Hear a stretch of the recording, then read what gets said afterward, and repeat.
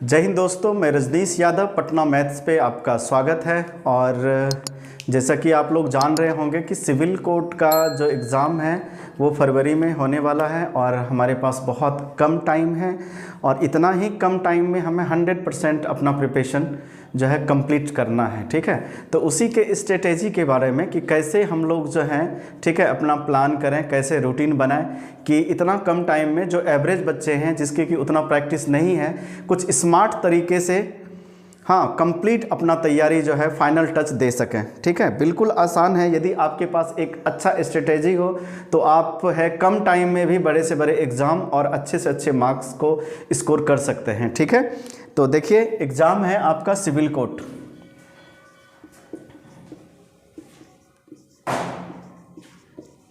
Civil code ठीक है, बहुत अच्छा एग्ज़ाम है। ठीक है, और इसमें 3-4 पोस्ट हैं। ठीक है, प्यून है, क्लर्क है, असिस्टेंट है। ठीक है, जिस बच्चे ने 1 पोस्ट 2 पोस्ट 3 पोस्ट जो भी भरे हैं उसके लिए आपके पास मात्र 20 डेज हैं। एकदम दिन रात एक कर दीजिए और सिर्फ पढ़ते नहीं जाना है, स्मार्ट तरीके से पढ़ना है। अब पढ़ने का स्ट्रेटेजी ये है कि आपको सबसे ज़्यादा जो स्कोर होता है मार्क्स वो होता है आपका मैथ्स एंड रीजनिंग। मैथ्स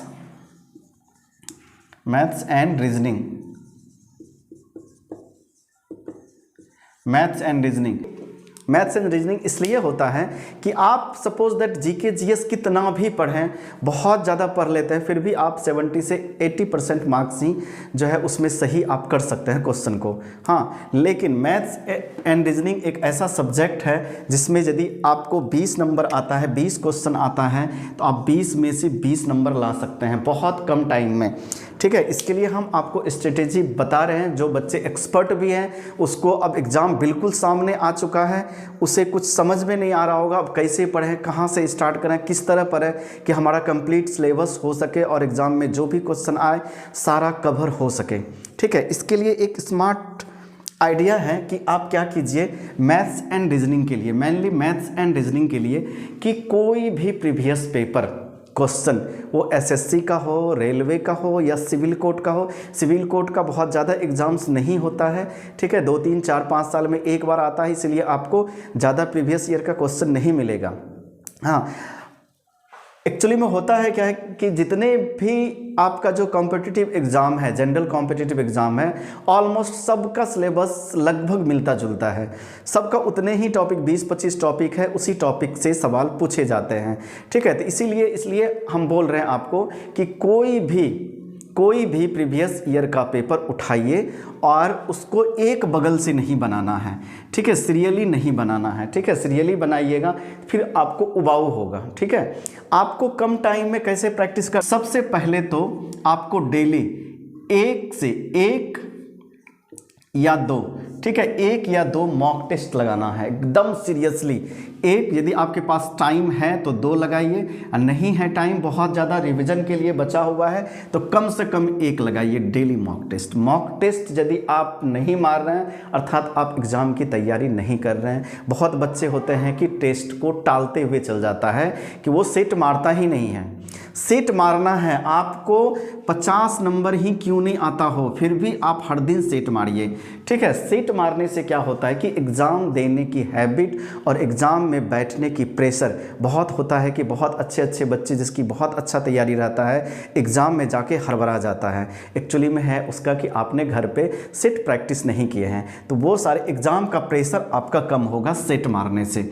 और सेट मारने से एग्ज़ाम का प्रेशर भी कम होगा और आपको पता चलेगा और ऑल ओवर सिलेबस हर दिन आपके माइंड से गुजरेगा, कहाँ से सवाल नहीं बन रहा है वो भी बात आपको पता चलेगा और उसका आप उस पार्टिकुलर जिस टॉपिक से नहीं बन रहा है उस पार्टिकुलर टॉपिक को आप यूट्यूब से या किसी अपने टीचर से या किसी अच्छे बुक से आप जाके रिवीजन कर सकते हैं। समूचा सिलेबस का इतना कम टाइम में रिवीजन संभव नहीं है। अब बताते हैं कि आपको जो एवरेज बच्चे हैं जिसकी बिल्कुल भी तैयारी नहीं है उसको कैसे तैयारी करना है। उसको क्या करना है कि कोई भी previous year, suppose that SSC CGL हो, सीएचएसएल हो, एमटीएस हो, जीडी हो, एनटीपीसी हो, किसी का भी एक जो है, ठीक है, प्रीवियस ईयर बुक जो है मैथ्स का क्वेश्चन ले लीजिए, प्रैक्टिस सेट, हाँ, जिसमें सिर्फ पूछा हुआ सवाल होना चाहिए, प्रैक्टिस नहीं, सारे पूछे हुए सवाल होना चाहिए।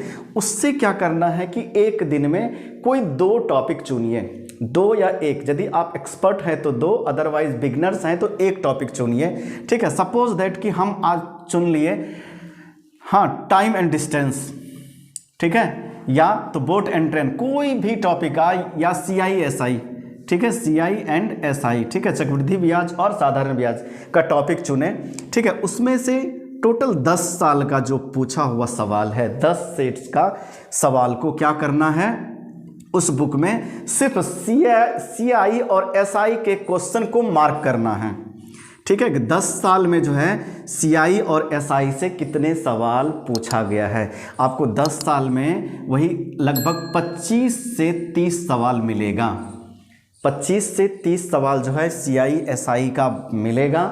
हाँ, सिर्फ सारे 10 साल में से हर एक सेट से सिर्फ जहाँ जहाँ पे सपोज दैट 38 नंबर में SI का है, बस SI वाले में टिक लगा देना है कि आज हमको सिर्फ, हाँ, 10 साल के प्रीवियस ईयर का सिर्फ CI और SI से जितने सवाल आया है उसको बनाना है, ठीक है। हाँ, तो आप क्या कीजिए, एक दिन में जो है किसी एक टॉपिक या 2 टॉपिक के सवाल को पहले बुक खोल के उसमें टिक लगाइए, देन आफ्टर उसका प्रैक्टिस कीजिए, उसको बनाइए। उसमें क्या होगा, कब ये 20 से 25 तरह के जो सवाल हैं, इसमें से आपको दिखेगा कि 10 तरह के जो टाइप हैं, ठीक है, यदि 2 साल का पूछ रहा है, या रेट पूछ रहा है, ठीक है, या ब्याज पूछ रहा है, क्या पूछ रहा है, या CI/SI का अंतर पूछ रहा है, हर एक तरह का सवाल आपको इसमें आ जाएगा और एक दिन में ही हर एक तरह का सवाल जो है आप बना लीजिएगा। अर्थात यदि आप 10 साल के किसी भी पेपर का 10 साल का जो है प्रीवियस ईयर क्वेश्चन को एक स्पेसिफिक टॉपिक के क्वेश्चन में टिक लगा के बना लेते हैं, हाँ, तो आपका वो पेपर अब एग्जाम में यदि CI/SI से आएगा तो इसी 20-25 क्वेश्चन में से या तो डायरेक्ट क्वेश्चन रहेगा या तो इसी पैटर्न पे रहेगा।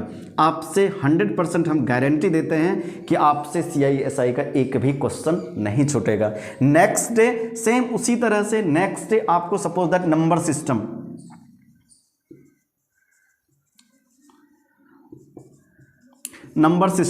सिस्टम को ले लेना है या सिंप्लीफिकेशन ले लेना है। अब 10 साल में जितने भी सिंप्लीफिकेशन पूछा है, सिर्फ सिंप्लीफिकेशन के क्वेश्चन को बना लेंगे, ठीक है। देन आफ्टर आप उसमें हर एक टाइप का सिंप्लीफिकेशन आपको देखने को मिल जाएगा, क्योंकि हर एक साल में एक ही टाइप के नहीं पूछते हैं, अलग अलग तरह के होते हैं, तो आपको अलग अलग तरह के क्वेश्चन का प्रैक्टिस एक जगह देखने को मिल जाएगा। बस उसको लिखना नहीं है, बुक को खोलना है, 10 साल के या 10 सेट्स के क्वेश्चन को, हाँ, कोई एक टॉपिक के सवाल को टिक लगा लेना है और उसी को बनाना है। उसी का जो सवाल नहीं बने उसको यूट्यूब से कहीं से जाके सर्च करके वो सीख लेना है, ठीक है। देन आफ्टर फिर नेक्स्ट डे, ठीक है, कोई और टॉपिक आप चुन लीजिए, पाइप एंड सिस्टम, नल और टंकी के जितने, या टाइम एंड वर्क के जितने सवाल पूछा है, बस इस तरह से आप यदि 15 दिन कर लेते हैं, 15 डेज, तो आपसे उसके बाद जो आप सेट मारिएगा, एक भी सवाल आपसे नहीं छूटेगा। हर एक फॉर्मूला भी, हाँ, हर एक टॉपिक का हर एक फॉर्मूला और हर एक ट्रिक जो है आपका रिवाइज हो जाएगा, ठीक है। एक भी क्वेश्चन आपसे नहीं छूटेगा। इस तरह से यदि आप अपना जो है स्ट्रेटेजी बनाते हैं तो हम दावे के साथ कहते हैं कि मैथ्स में आपका एक क्वेश्चन भी नहीं छूटेगा। सेम इसी तरह आप रीजनिंग में भी कीजिए, रीजनिंग में भी, ठीक है। सपोज दैट कि हम क्लॉक लेते हैं, क्लॉक में अब 10 साल में जितने क्वेश्चन, हमको ज़्यादा क्वेश्चन नहीं मिलेगा, 10 से 15 सवाल। इसमें रीजनिंग में हमेशा 3-3 टॉपिक लीजिएगा एक दिन में सपोज दैट क्लॉक ले लिए, ठीक है। देन आफ्टर आप कैलेंडर ले सकते हैं, ठीक है, कोडिंग डिकोडिंग ले सकते हैं। कोई 3 टॉपिक आप उठाइए और उसके पूछे हुए क्वेश्चन को टिक लगाइए और उसको बनाइए, ठीक है। इससे क्या होगा कि 10 साल में आपको हर एक तरह का सवाल आ जाता है, वही 10 साल का पैटर्न जो है हमेशा रिपीट करते रहता है, ठीक है। हाँ, इस तरह से आप जो है 10 से 15 दिन यदि करते हैं तो रीजनिंग का भी आपका 100% तैयारी कम टाइम में हो जाएगा और आप लास्ट का 5 दिन जब आप सेट मारिएगा, श्योर है कि आपको यदि 50 आ रहा था तो उसमें जो है 30 नंबर का इंक्रीमेंट होके सीधा 80 नंबर आने लगेगा और आप एग्ज़ाम देने के लिए परफेक्ट हो जाएंगे, क्योंकि आप हर दिन एक मॉक टेस्ट भी मार रहे हैं और जो है यदि मॉक टेस्ट कंटिन्यू लगाते हैं तो एग्ज़ाम का प्रेशर बिल्कुल भी नहीं रहेगा। कितना भी क्लोज क्यों नहीं आ जाए एग्ज़ाम, बिल्कुल एज ए जैसे आप सेट घर में मॉक टेस्ट मारते हैं वैसे ही एग्ज़ाम दे के आ जाएंगे और ज़्यादा से ज़्यादा क्वेश्चन भी आपसे अटैम्प्ट होगा। और यदि आपका जो है प्रेशर कम हो तो हमेशा है कि 10 से 20 क्वेश्चन हमेशा ज़्यादा अटैम्प्ट होता है। यदि आप प्रेशराइज होते हैं, आपका अच्छा तैयारी रहने के बाद भी आपको 10 नंबर ऑन एवरेज लड़का से हमेशा कम आएगा। इसलिए प्रेशर को कम करने के लिए हमेशा एक मॉक टेस्ट, और इस तरह से आप यदि कम टाइम वाले के लिए, जिसके पास अब जैसे एग्ज़ाम आ चुका है, उसके लिए इस तरह यदि आप तैयारी करते हैं कि श्योर है मैथ्स रीजनिंग में यदि आपको 40 क्वेश्चन पूछता है तो 40 में से 40 कोई नहीं रोक सकता, एक भी क्वेश्चन नहीं छूटेगा आपसे, एक भी, हम वादे के साथ कह सकते हैं एक भी क्वेश्चन नहीं छूटेगा। ठीक है, और इसके साथ साथ जो है जीके आप इतना दिन से पढ़ रहे हैं तो जीके में कोई खास रिवीजन की ज़रूरत नहीं होता है। यदि आपसे बनने वाला होगा तो ऑटोमेटिक है कि आपसे बन ही जाएगा, नहीं बनने वाला होगा तो फिर वो आपसे छूटेगा ही। हाँ, 100% कोई भी जीके में स्कोर नहीं करता। और हाँ, डेली जो है 1 घंटा आपको करंट पे देना है। करंट को कैसे पढ़ना है, कोई एक बुक ले लीजिए, कोई एक बुक, उसका 10 पेज डेली ध्यान से पढ़ना है, और कोई एक YouTube का वीडियो जिसमें कि मंथली हो, ईयरली हो, 100 क्वेश्चन डेली आंख से गुजारना है, रटना नहीं है, आंख से गुजारना है। आंख से गुजरा हुआ चीज़ 10 से 15 दिन तो माइंड में रहता ही है। आपको जो है वहाँ पे करंट का भी क्वेश्चन आप सही कर दीजिएगा। कोई एक बुक को डेली पढ़ना है और YouTube से 100 क्वेश्चन अपने आंख के सामने से गुजारना है।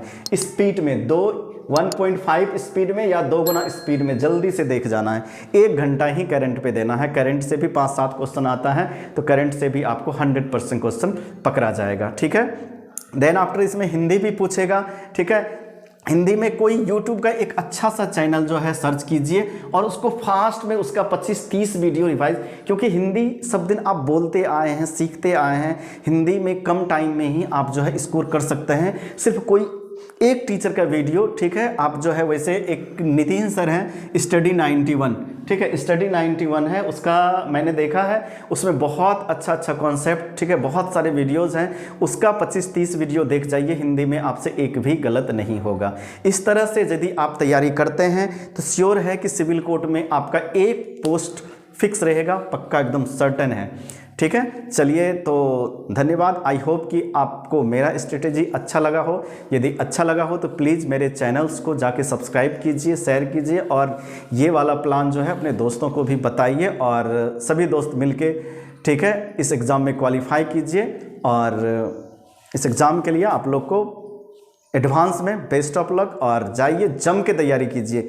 दिन रात को एकदम गेम चेंजर एग्ज़ाम है। ठीक है, कि आपका लाइफ जो है 15 दिन पहले जो है वो 15 दिन बाद बिल्कुल अलग हो जाएगा, समाज में रिस्पेक्ट अलग हो जाएगा, हर चीज़ अलग हो जाएगा। ठीक है, इसलिए जाके अपना माँ बाप का सपना को याद रख के एकदम दिन रात एक कर दीजिए। ठीक है, ज़्यादा टाइम नहीं है, और आप इस तरह से यदि तैयारी कर, बिल्कुल बहुत बच्चे को लगता है कि अब कम कहाँ से पढ़ें, क्या पढ़ें, इसके लिए मैं सोचा कि एक छोटा सा स्ट्रेटेजी का वीडियो बनाते हैं जो कि हो सके तो कुछ बच्चों को हेल्प हो जाएगा। चलिए आज इतना ही, धन्यवाद। फिर से मिलते हैं कुछ अच्छे सवाल और इसी तरह का कुछ स्ट्रेटेजी को लेके।